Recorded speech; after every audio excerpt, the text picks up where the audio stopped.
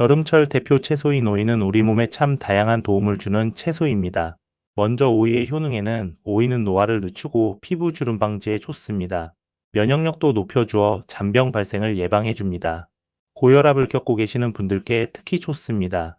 또한 나이가 들면서 푸석해지는 피부와 머리카락, 손톱을 건강하게 하는데 중요한 역할을 합니다. 눈의 노화도 늦춰져서 황반변성 예방에도 도움을 줄 수 있습니다. 오이에 어떤 성분이 이렇게 몸에 도움을 주게 되는지 바로 알아보겠습니다. 함께 먹으면 큰일 나는 음식도 추가로 알려드릴 테니 영상 끝까지 함께 해주세요. 특히 50대 이상이 되면 몸의 신진대사 속도가 느려지고 혈압이나 혈당 관리와 체중 조절 등 건강에 신경 쓸 일이 많아집니다. 그럴 때 오이가 의외로 큰 도움이 될 수 있습니다. 먼저 오이의 가장 큰 장점은 수분이 아주 많다는 점입니다.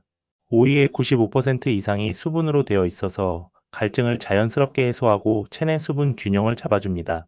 나이가 들수록 목마름을 잘 느끼지 못하는 경우가 많은데 이럴 때 오이를 자주 먹으면 탈수를 예방하는 데 도움이 됩니다. 게다가 오이의 수분은 단순한 물과 달리 미네랄이 함께 들어있어서 땀을 많이 흘린 뒤에도 몸속 전해질 균형을 유지하는 데 좋습니다.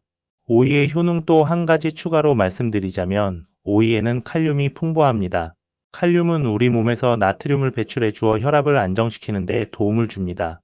이러한 오이는 고혈압이 있는 분들에게 특히 좋은데요. 단순히 약에 의존하는 것보다 식단을 조절하는 것이 훨씬 효과적일 때가 많습니다. 칼륨은 몸속에 쌓인 나트륨을 소변으로 배출해 주기 때문에 오이를 꾸준히 먹으면 부종이 줄고 혈압이 조금씩 안정되는 것을 경험할 수 있습니다. 그리고 오이 껍질에는 실리카라는 성분이 들어 있습니다. 실리카는 피부와 머리카락, 손톱을 건강하게 하는데 중요한 역할을 합니다. 특히 나이가 들면 피부 탄력이 떨어지고 주름이 늘어나는데 오이에 함유된 실리카라는 성분은 콜라겐 생성을 돕기 때문에 피부를 좀 더 탱탱하게 유지하는 데 도움을 줍니다. 손발톱이 잘 부러지거나 머리카락이 가늘어지는 분들도 실리카 섭취가 도움이 될 수 있습니다. 오이에는 항산화 물질인 비타민C와 베타카로틴이 들어 있습니다. 이 성분들은 세포 노화를 늦추고 면역력을 높이는 역할을 합니다. 특히 비타민C는 혈관을 튼튼하게 하고 잇몸 건강에도 도움을 줍니다. 베타카로틴은 눈 건강에 좋고 황반변성 예방에도 일부 도움을 줄 수 있습니다. 50대 이상 시니어분들에게는 이런 영양소들이 노화 속도를 늦추는데 참 귀한 역할을 합니다. 오이 섭취할 때 함께 먹으면 독이 되는 음식 조합 살펴보겠습니다.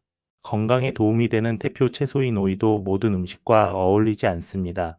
우리 몸은 나이가 들수록 음식을 먹고 소화시키는 기능이 떨어집니다. 그래서 더욱더 음식 간의 조합에 신경을 써야 합니다. 첫 번째, 토마토와 오이입니다. 여름철 샐러드에 자주 들어가지만 영양적으로 손실이 있습니다. 오이의 아스코르비나아제가 토마토의 비타민C를 분해합니다. 그 결과 토마토의 비타민C의 흡수율이 떨어지게 됩니다. 여름철 샐러드 먹을 때 비타민C의 영양 보충이 목적이라면 따로 먹는 것이 좋습니다. 두 번째, 오이와 매운 음식의 궁합입니다. 오이는 차가운 성질, 매운 식품은 뜨거운 성질의 음식입니다. 두 성질을 가진 음식을 함께 드시게 되면 위장에 부담이 갈 수 있습니다. 속이 냉하거나 소화력이 약하신 분은 설사나 복통이 생길 수 있습니다.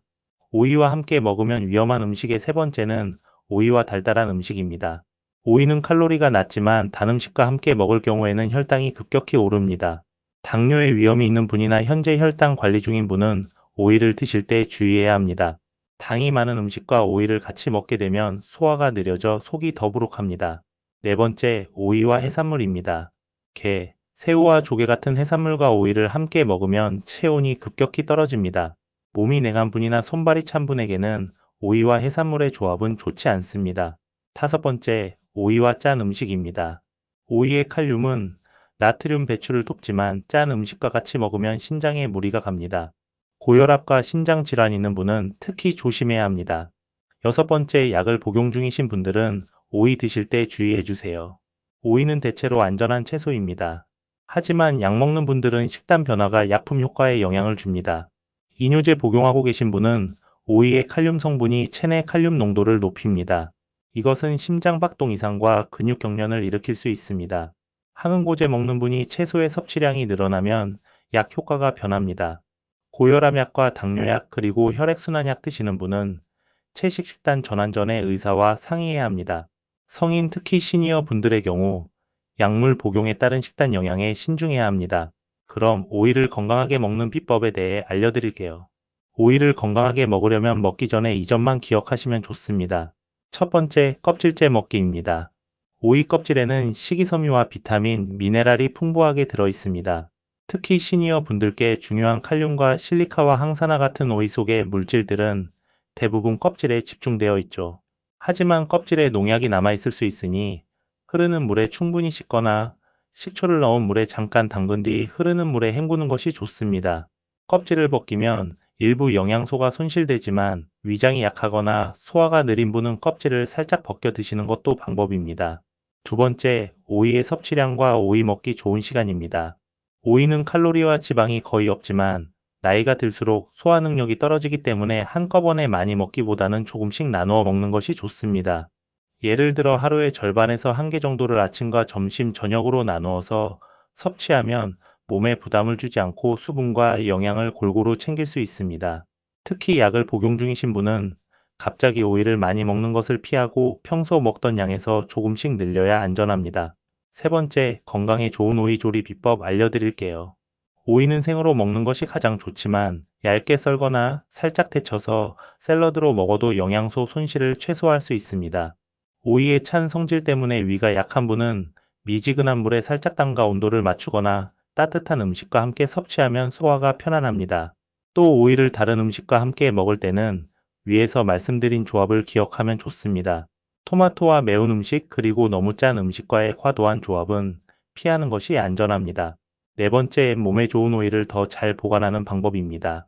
오이는 수분이 많아서 오래 두면 쉽게 물러지고 영양소도 감소합니다. 냉장 보관 시 오이를 키친타월에 싸서 밀폐 용기에 넣어 보관을 하면 수분 손실을 막고 신선하게 오래 먹을 수 있습니다. 잘라둔 오이는 하루 안에 먹는 것이 가장 좋고 2일에서 3일 이상 두고 먹으면 수분과 비타민이 줄어들 수 있으니 참고하세요. 다섯 번째, 오이의 하루 권장 섭취량입니다.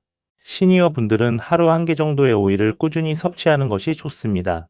한꺼번에 오이를 많이 먹기보다는 아침, 점심, 저녁에 조금씩 나눠 먹어서 오이의 수분과 칼륨을 균형 있게 섭취하는 것이 안전합니다. 특히 약을 복용 중인 분들은 담당 의사와 상의하여 개인에 맞는 양을 결정하면 좋습니다. 마지막으로 기억할 점은 오이는 단순히 시원하고 맛있는 채소 이상의 의미가 있다는 것입니다. 혈압, 혈당과 부종, 피부 건강 그리고 면역력 등의 다양한 건강 요소에 도움을 줄 수 있지만 자신의 몸 상태와 약 복용 여부에 따라 오이의 섭취량을 조절하는 것이 필요합니다. 조금만 주의를 기울이면 오이를 통해 건강과 활력을 충분히 챙길 수 있습니다.